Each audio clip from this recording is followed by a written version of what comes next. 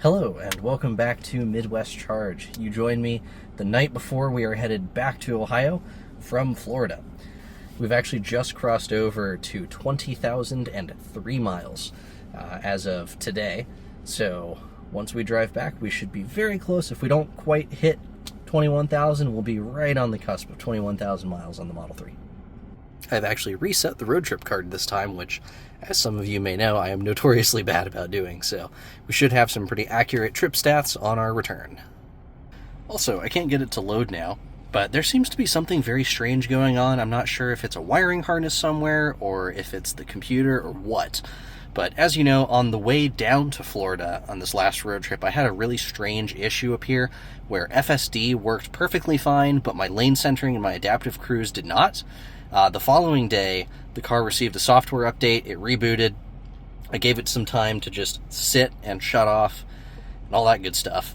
And we got in the car the next day, and we had the opposite issue, where FSD would not work because it couldn't find the cabin camera. For some reason, it was throwing an error that it couldn't find the cabin camera there. So FSD would not work, but adaptive cruise and lane centering would.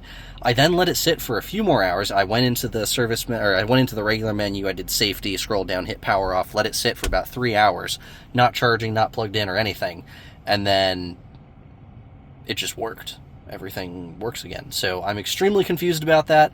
I called Tesla, I talked to them about it, they thought it was very strange as well, so I have a service appointment for that. Again, with the weird things here, you might notice this is just kind of flickering and doing all sorts of stuff. I don't really know what's going on here. When I first opened this, before I turned on the camera, it had the correct list of all my historical errors. Some of these are non-issues and some of these are, and I was looking for the specific errors that it was throwing in regards to adaptive cruise and FSD over the last few days. But before I could get to it, it switched to saying there are no active alerts, error failed to load alerts. So I don't know. Something is just off with this car's computers. And if you're wondering, yes, the service menu for all the cameras does show everything, including the cabin camera, working perfectly. So, no idea. I've actually decided to take I-75 back since I took I-75 down to Florida, and then if I visit again, I will take the I-95 route. Alright, here is the new route plan we have in place. So we're going to be visiting quite a few different chargers, one in Lake City, one in Valdosta, one in Ringgold, Georgia, one in Chattanooga, one in Athens, and then like 3 or 4 more after that, but apparently 8 waypoints is the maximum number of waypoints that you can put into the Tesla navigation. It's been a great weekend of fun with family and friends and good food, but it is time to make the return trip to Ohio.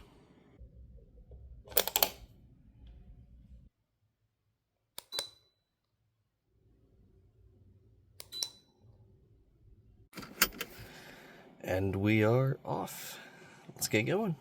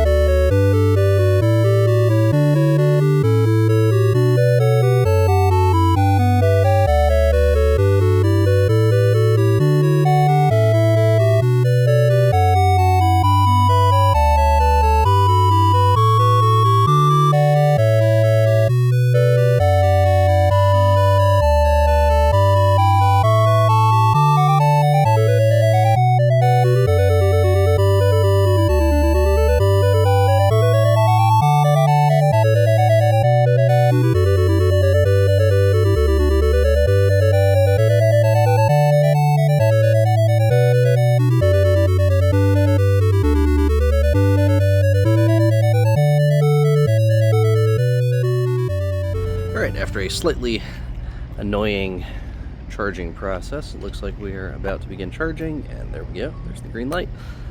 For some reason, my ChargePoint app would open, it would show everything, but when I tried to tap my phone on the RFID slot here, it kept telling me to sign in, but then it wouldn't allow me to sign in, but we got it working. So we'll go ahead and let this charge up while we take a look at the site.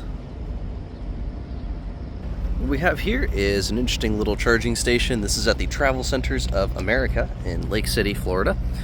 We've got a whole bunch of power electronics over here, and we have 1, 2, 3, 4 CPE 250s. Now, interestingly, they did not combine the units together. So normally, a single CPE 250 has a 156 amp maximum rating for 62.5 kilowatts DC, and you can actually join together two of these stations with bus bars, and that allows you to combine the power to get a maximum of 125 kilowatts. Normally these have 200 amp cables, so that would be 125 for a high voltage car and 80 kilowatts for a lower voltage car. But for some reason here, they have not done that. So we have 1, 2, 3, 4, and they are all individual. None of them share power, which has, you know, pros and cons, but mostly cons, because it's probably going to be pretty rare that you see all four of these stations in use at maximum amperage. But right here, we're doing, let's see, 56.5 kilowatts at 44%, and I think this touchscreen is broken. Yep, it's broken, but that's okay.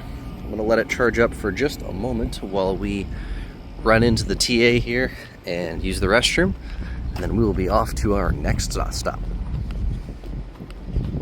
Well, I haven't seen it used much. This charging station here has actually been in the ground for quite a few years. Interesting story, when I first got my Chevy Bolt in 2022, I considered stopping here, but instead I would usually go down to the FPL Evolution station, which is run by a local power utility, Florida Power and Light, because whoever put these chargers in the ground did not seem to understand the fee structure or how they should be structured. So these chargers had a $10 or a $15 connection fee, and the power was incredibly expensive. I think it was somewhere on the order of 50 or 75 cents a kilowatt hour, something just absolutely insane. But luckily in the last year or so, it seems somebody has gone in and changed the pricing structure for all of these, so they are now much more reasonably priced. Let's see if I can find it right here. If not, I'll include a... What on earth? This touchscreen is way off. There we go. So we have 39 cents per kilowatt hour, and then a 6% Florida state energy tax with a maximum fee of $200. So no more crazy connection fees. The price for power seems quite reasonable. You know, the power level, not super high. I would definitely love this stop now if I had a Chevy Bolt. But for just a quick stop to use the restroom, seems like a good place to get a little extra energy. Most of these chargers are in pretty good shape.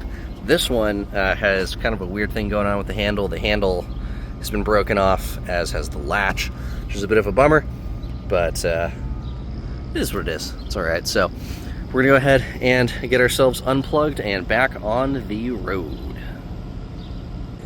Here are the session statistics. We were here for about 7 minutes, 7.5 minutes, and it looks like it was just under $3.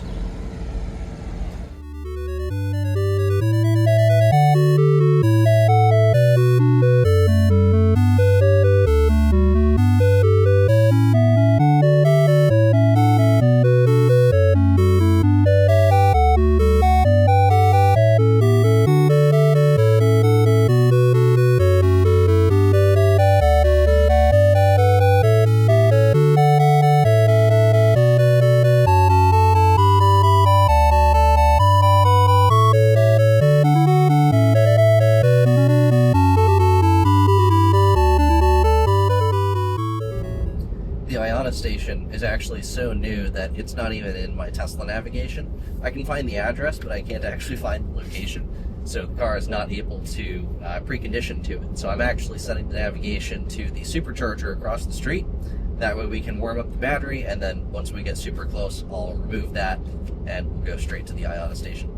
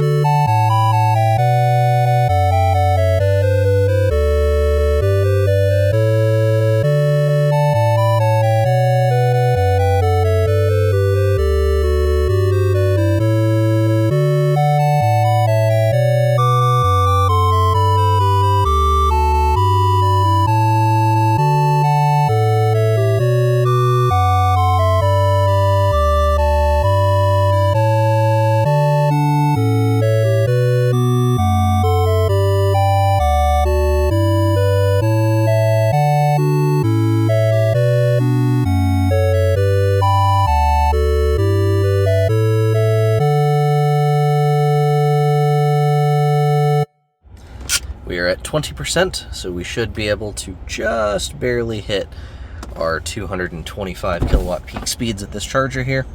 The car can of course do 250, but you would need about 680, 660 amps for that, and these are 600 amp maximum cables. So let's snag 5B. Oops. Back up. Grab the charger. Come on, one hand. There we go. Got it plugged in with one hand.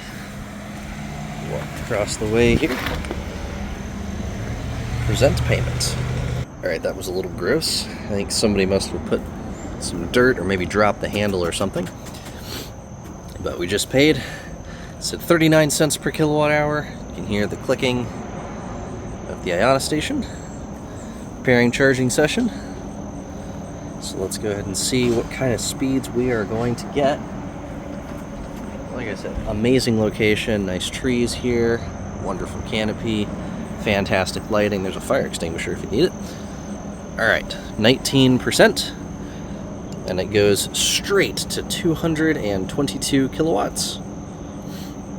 Let's see if it'll update here, maybe if I go back. Okay, so it went 222, and yep, now it's up to 224.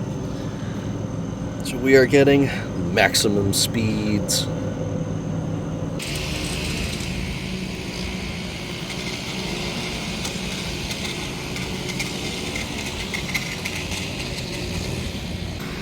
Alright, let's go ahead and check our charging progress here.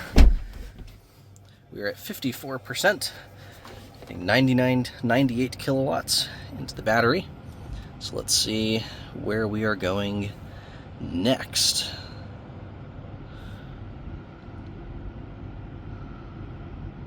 Let's see, we're going to be doing Perry, Georgia.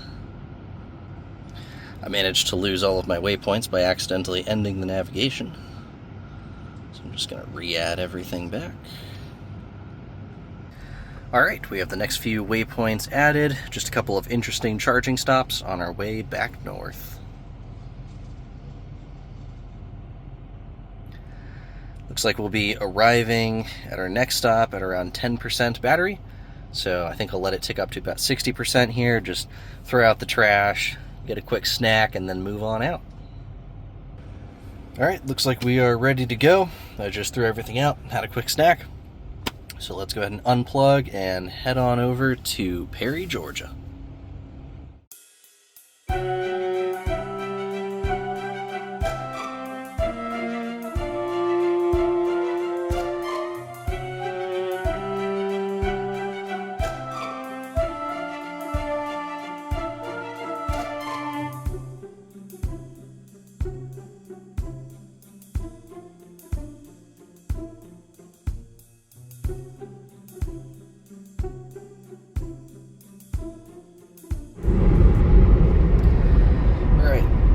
Not sure if we're going to be going into a storm or a headwind or what exactly is going on, but we're at 55% battery, and it is estimating a 14% arrival at 102 miles. That seems extraordinarily bad.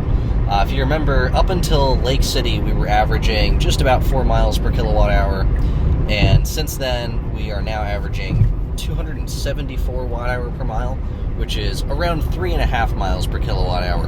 But if you look at our current drive, we are over 300 watt hour per mile. We are almost down to 3 miles per kilowatt hour, which is shockingly Watch out, terrible. Vehicle on shoulder ahead. Which is shockingly terrible for a vehicle as small and efficient as this one.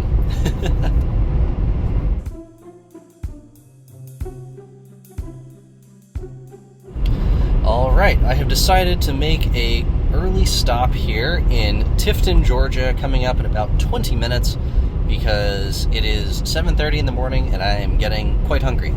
So we will stop here. There is a ChargePoint charger right next to the Chick-Fil-A. Plug in, swing by Chick-Fil-A, grab some food, unless they're not open because I just realized today is a federal holiday. So if they're open, we'll get some Chick-Fil-A. If they're not open, we'll go across the street to Starbucks.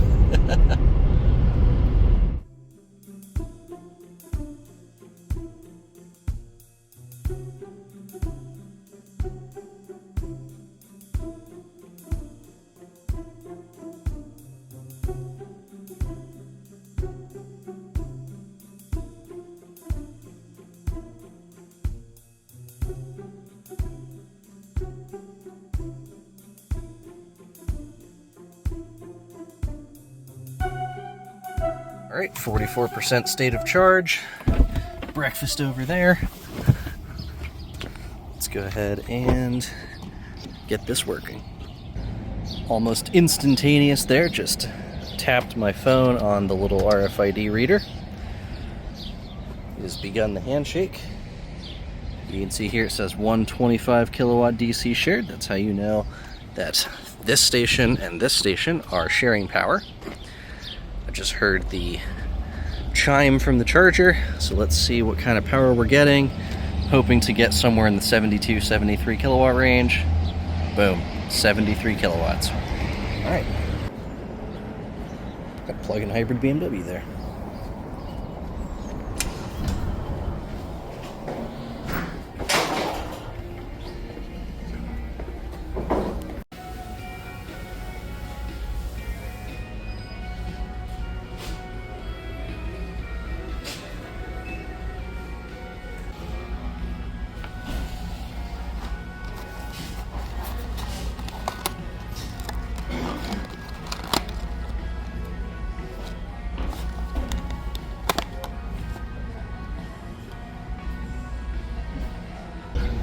We are back after a good breakfast at Chick-Fil-A.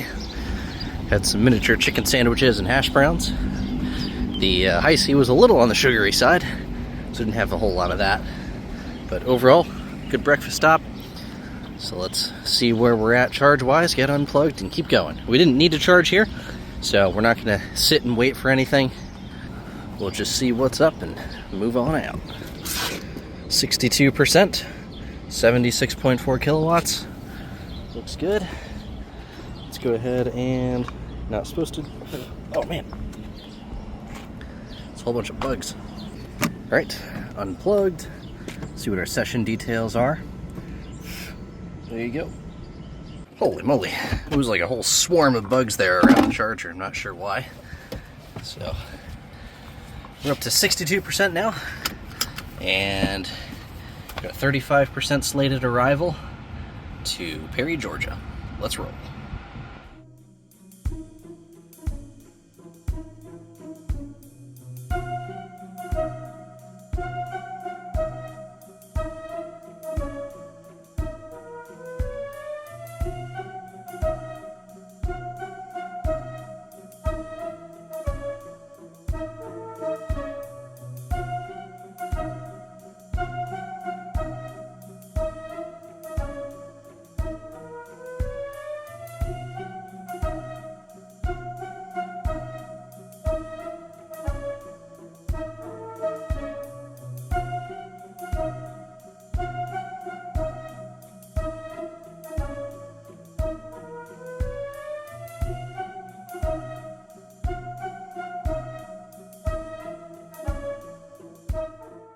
All right, we are in Perry, Georgia. We've got 37% battery.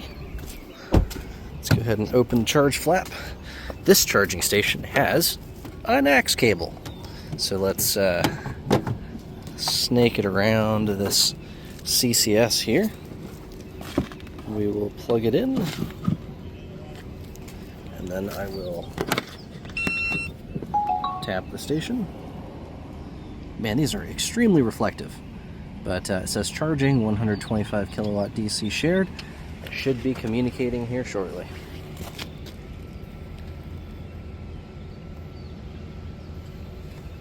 Just hop in the car, see what it says. And there we go. We are ramping up. We should be getting somewhere in the low 70 kilowatt range. 72 kilowatts, 73. Sweet. So far, we are 356 miles into our road trip. We have used almost 96 kilowatt hours of energy, and we've been averaging 268 watt hour per mile. All right, let's take a look at our progress. We're at 44%, still pulling 73.5 kilowatts.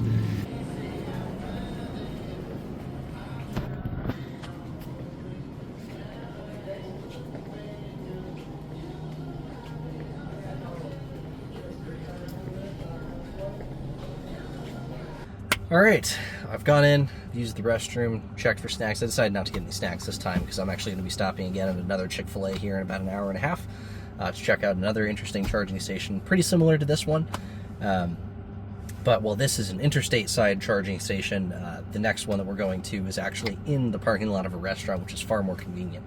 So we are up to 53%. We have added 12 kilowatt hours. We are doing 76, 75 kilowatts, somewhere in that range right now. Power, of course, limited by charging stations since these are older, lower power units. So let's get back on the road, and I'll see you in Atlanta.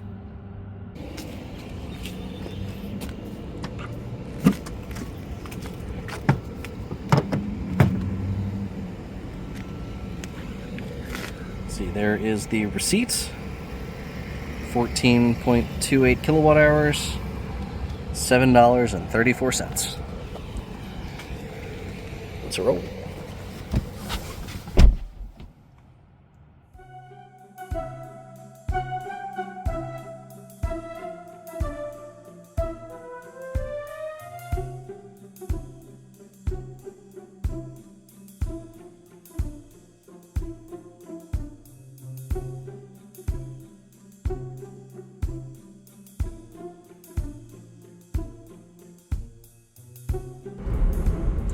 In case you're wondering, so far, all the automation, the self-driving, the computers, everything seems okay so far. We've stopped, I think, 3 or 4 times now. We're about 376 miles into the trip, and the lane centering, the adaptive cruise, and FSD all still work. But hopefully it'll stay that way, because it's not a guarantee. I think we made it 300 or 350 miles on the way down before we started having weird stuff happen. So fingers crossed, it'll all continue to work. But either way, I do have an appointment for next Friday to have the service center look at the car and figure out why it's doing these weird things, throwing these random errors and whatnot. See, this is why I should not have said anything.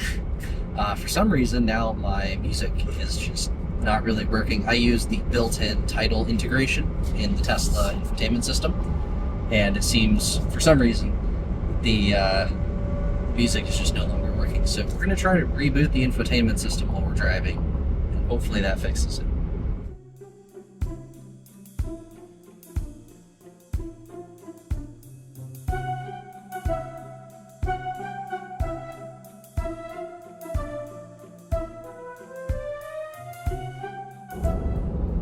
So, I have decided not to go to the Chick-Fil-A in Atlanta, Georgia. It was going to be a little bit early, so I wasn't going to eat. I didn't want to drive all the way over there just to charge at like 70 kilowatts, just to wait to keep going. So what we're going to do is we are going to visit the McDonough, Georgia Supercharger. It's the one that we went to on our way down to Florida. And we are going to charge for somewhere between 60 and 120 seconds. And then we are going to continue on. See you there. We have just taken the exit in McDonough, Georgia. We are about 3/4 of a mile away. Preconditioning already. We're going to arrive with about 23% battery, which is a little high, but I was just really feeling brisket today, and I was about 5% short of reaching the Buc-ees up in, where is it? In Adairsville, Georgia. So we're just going to charge up here from 23 to, I don't know, 30% maybe. Possibly 31, and then keep on rolling to the Buc-ees. 24%. It'll be another 86 miles to Buc-ees. So we grab the charger, hit the button,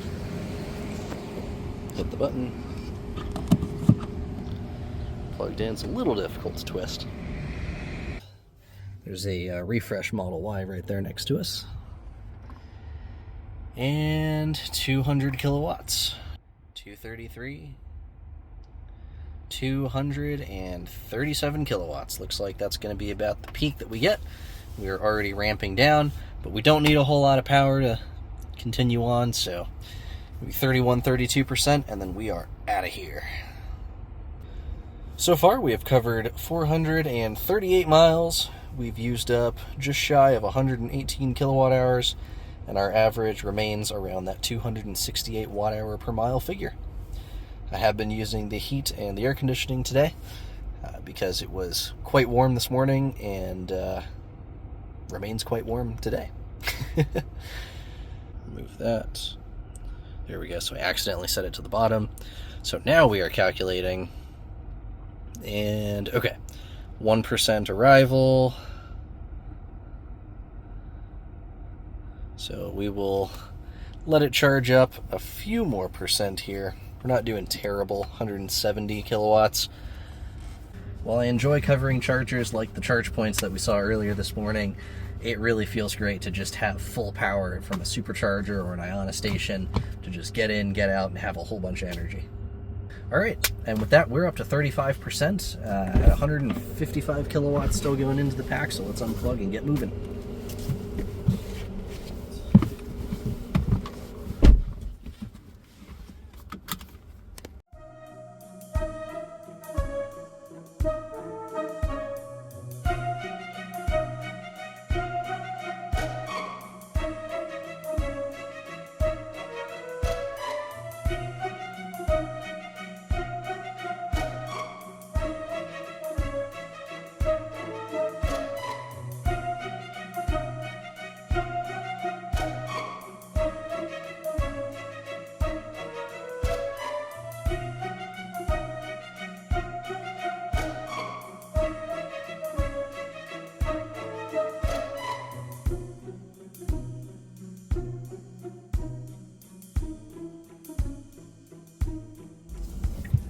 Alright, welcome to the Calhoun Buc-ees.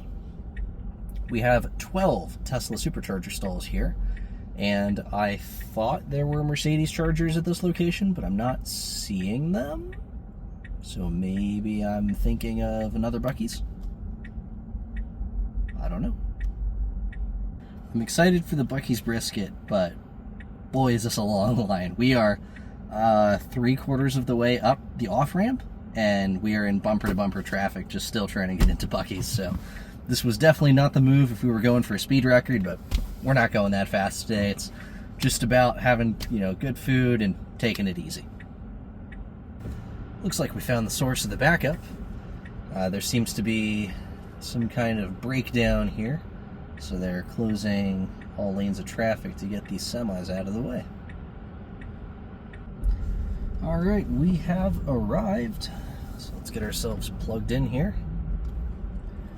7% battery. We've covered 528 miles so far.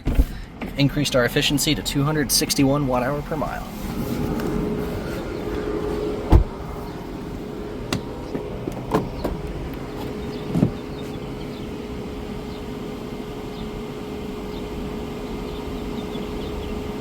Got some weird handshake problems going on here.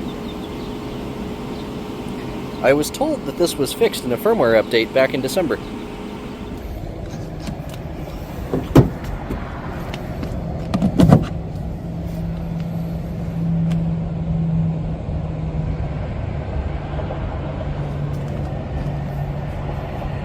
Alright, this is the second time on this road trip I've seen this odd behavior from a V3 supercharger.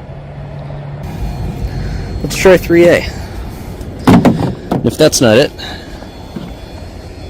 then I might be in trouble. My best guess is for some reason the car was just not initiating the communication with the DC fast charger. But it seems to not be doing the thing. So let me unplug it, plug it back in. Okay, this could be a real problem. Let's try another stall and hope that I'm not screwed, because I'm only at 7% battery, because I was not expecting to encounter an unreliable supercharger. So let's move over here. This is a real bummer though. Just had nothing but issues with this trip.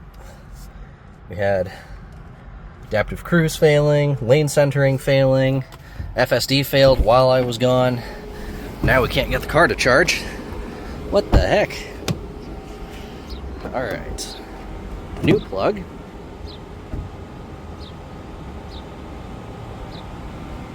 Took a minute to initialize, but I think we're getting power. Sweet! Alright, so I don't know what was going on with station 2C there, but 2B is giving us the juice. We're getting, let's just hop in. We're getting 169 kilowatts and ramping. Let's go get some food.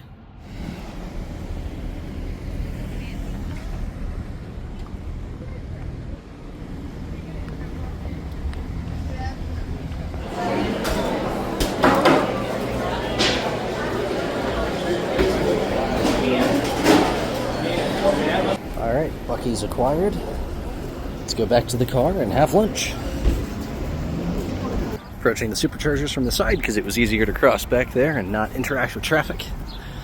So let's go ahead and find our car and get to eating some Buc-ees.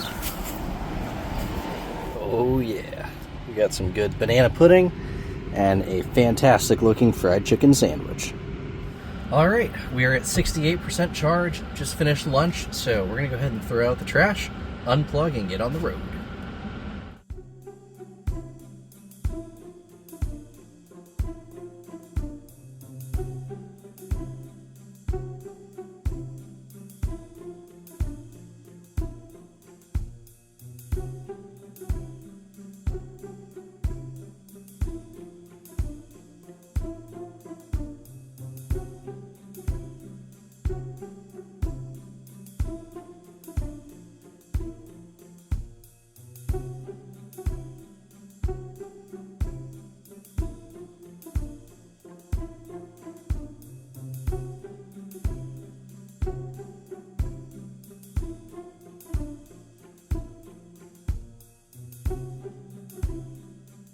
Hello and welcome to Dalton, Georgia. We are here in Dalton to check out an interesting charging site. This is a Ford dealership in Dalton, Georgia. They have some level 2 chargers here, Autel branded, J1772 plugs, and let's see, no pricing information. Interesting. So I'm not sure how much the level 2 chargers cost. I'll see if I can figure it out. But we also have a bank of 6 plugs. So we have 6 CCS charging stalls, also Autel hardware. 180 kilowatts per port is what it says here.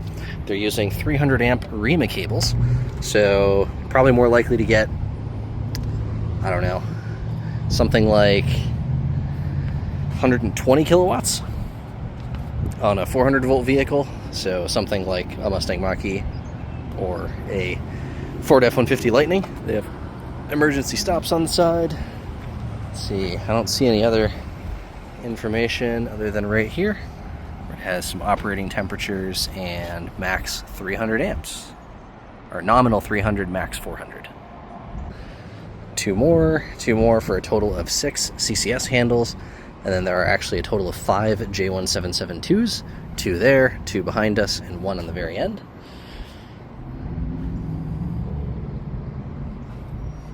They have a surge protector here. Let's see, phone number if you need to call someone to get help charging.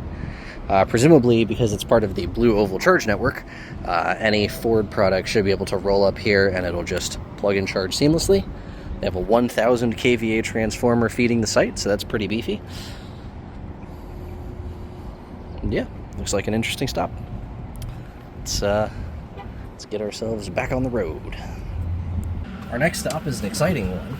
It is, let's see, in Chattanooga, Tennessee, and I believe it is the site of a KemPower installation, which, if you've watched this channel, you'll know I tried once to charge at a KemPower station, and it was actually full, so I have never charged on KemPower before, so let's go check it out.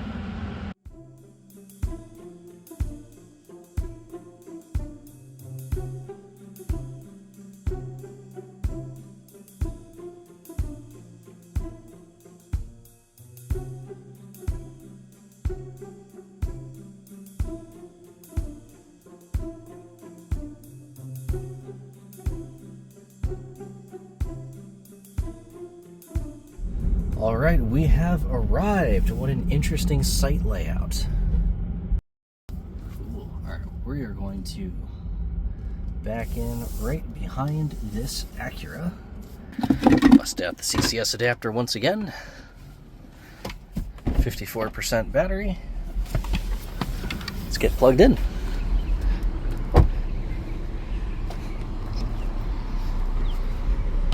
So, put the adapter, although normally you're supposed to put the CCS adapter on the CCS handle first, but I figured it'd be a little easier.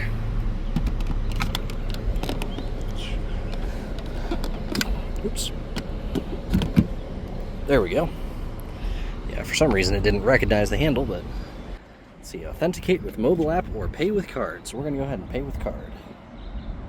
Alright, that was incredibly fast. I just had some issues with my payment card there. Had to put it on the machine like 4 times for it to read. But we have shot right up to 70 kilowatts, 71 kilowatts. So looks like it's continuing to ramp up just a little bit. So this station runs on the ZEF Energy backend. We're at 54%. So yeah, overall, great design. I think the size of the station is probably a little small. 4 stalls is not a whole lot in 2025. It's a good amount, but yeah, certainly not a ton. I'm not sure exactly what this guy's doing. But okay. But overall, I mean, it seems like it's serving the demand. I'm the only one here. There was an Acura here earlier, but I haven't seen the site full. So it seems like a pretty good site. Also, quick note, I absolutely love this tree here because it provides some pretty nice shade to this part of the charging area. It's also a really nice place to sit. All right, let's get ourselves unplugged. We are up to 70%. So we'll click stop. There we go. Stop button is pressed on the charge. Unlock the car and disconnect the charging cable. We're just a hip skip. Wow. We were just a skip, hop, and a jump away from the next stop. In about 47 minutes, we will get to the other KemPower site in Knoxville, Tennessee.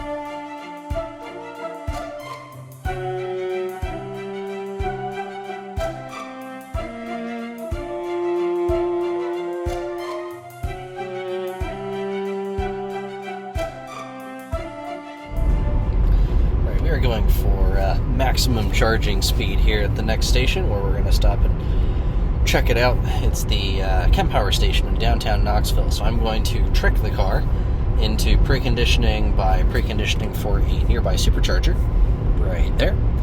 And then once we get close to that exit, I will just cancel the navigation to the supercharger and continue on to the KemPower.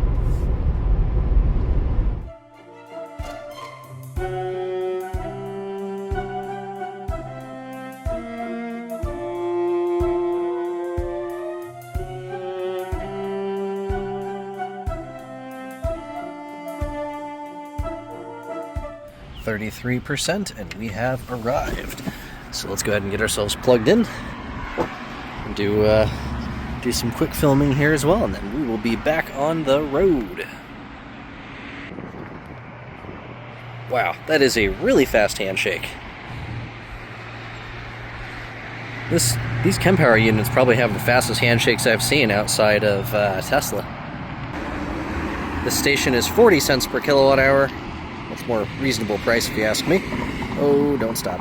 Oh, good. Okay, didn't register my tap there. So it looks like we are going to be getting pretty close to the 120 kilowatt maximum the station can provide. 44% state of charge. We are still pulling that maximum 300 amps. So we should be coming off 300 amps here in about 4 or 5%. But we will we'll take the high-speed juice while we can get it. As far as amenities go, this site is, I think, a little lacking in that respect.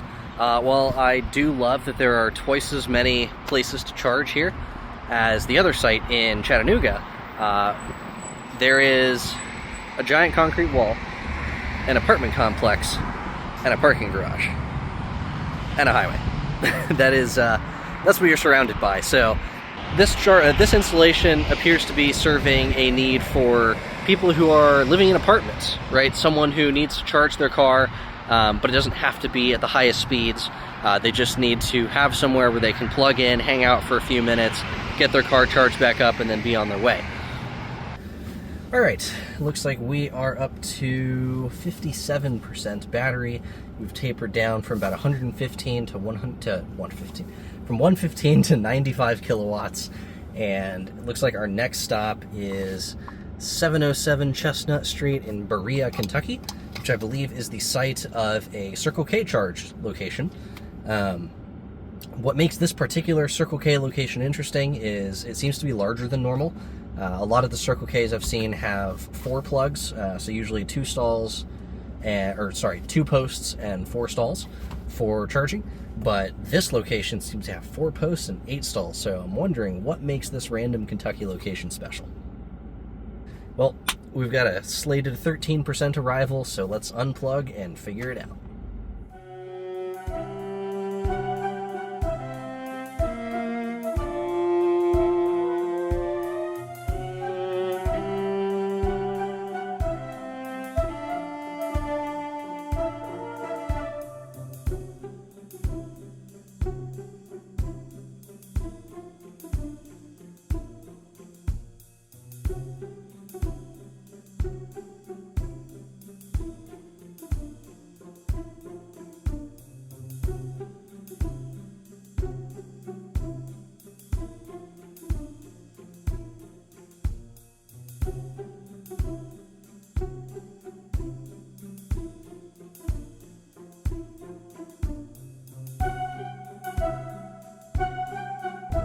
Alright, we are 2 miles away from Berea, Kentucky.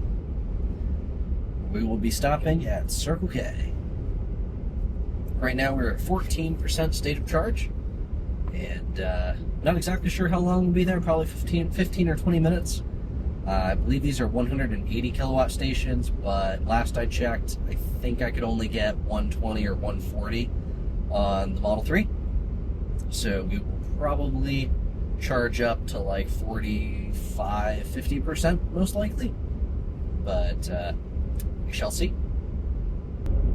I'm pretty excited because it looks like the weather has really cleared up the farther north I've gone. It was overcast and kind of gloomy for a little while there, but we're back to sunny with a little bit of cloud. And here we are, just a half mile up the road. Actually, we'll turn into this entrance here. We are at the Circle K. Looks like they have a, what is that, diesel dispenser, a few regular gas dispensers, and a surprisingly large EV charging station. So let's go ahead and come down here to the end and get plugged in.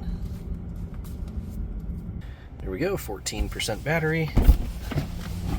So let's go ahead, and it looks like we are in luck.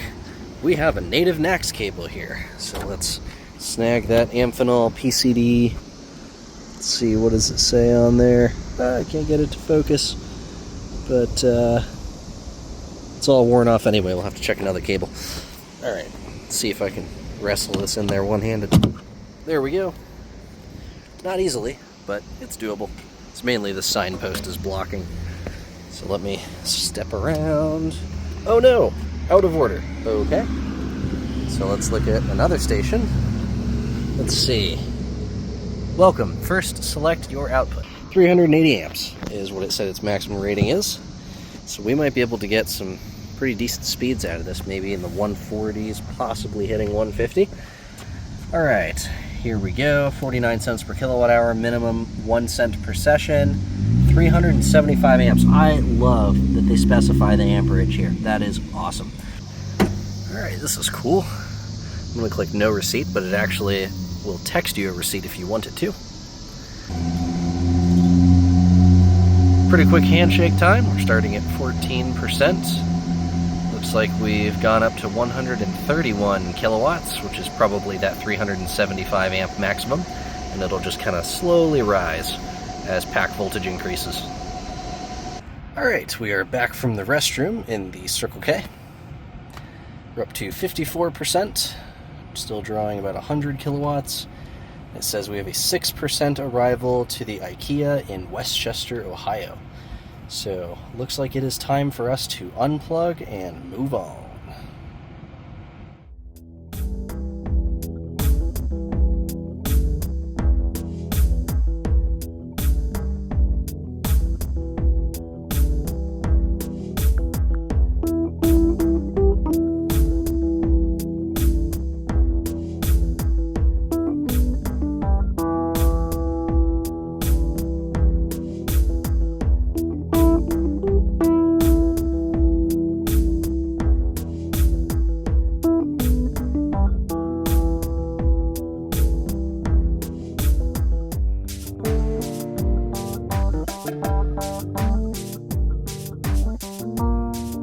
Alright guys, 20% check-in. We have driven 927 miles.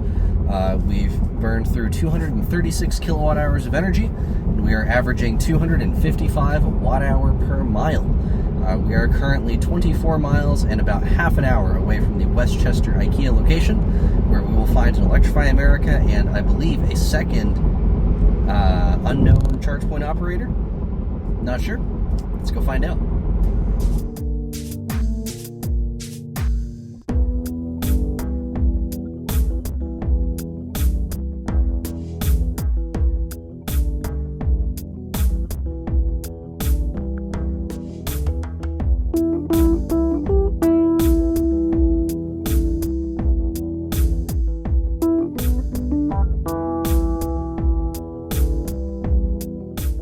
We are just a tad short on power, so I'm going to go ahead and add 1 or 2% to the battery, and then we will check out this brand new Electrify America site. There goes a Hummer EV. Looking great. Blacked out everything. Alright, so 1, 2, 3, 4, 5, 6 of their new Gen 4 dispensers. They say, I don't know, something Autel design? Is that Autel design? Down there at the bottom. I don't know if all the new ones are getting that or what. These are made by BTC Power. Of course, we already know quite a bit about these Gen 4 cabinets. They're using Huber Sooner 500 amp cables, as pretty much always. I'll insert screenshots or photos of my incredibly brief charging session here as proof. I actually did check out the chargers here and plug in, and everything seems to be working as it should. So, all good things here, and I hope Electrify America continues to roll out their new Gen 4 chargers in larger site layouts like this. Alright guys, we walked around, we checked out the site. There are 6 EA chargers here. There are 6 fleet chargers for IKEA use, actually. So hopefully we'll start seeing a fleet of IKEA electric vehicles here pretty soon. But overall, good station, good charge. I'll put a photo here of my charge session. I was actually such a short charging session that they just didn't even charge me anything for it, which is kind of cool. So got the extra 2 kilowatt hours we needed to make it home. So let's wrap up this road trip.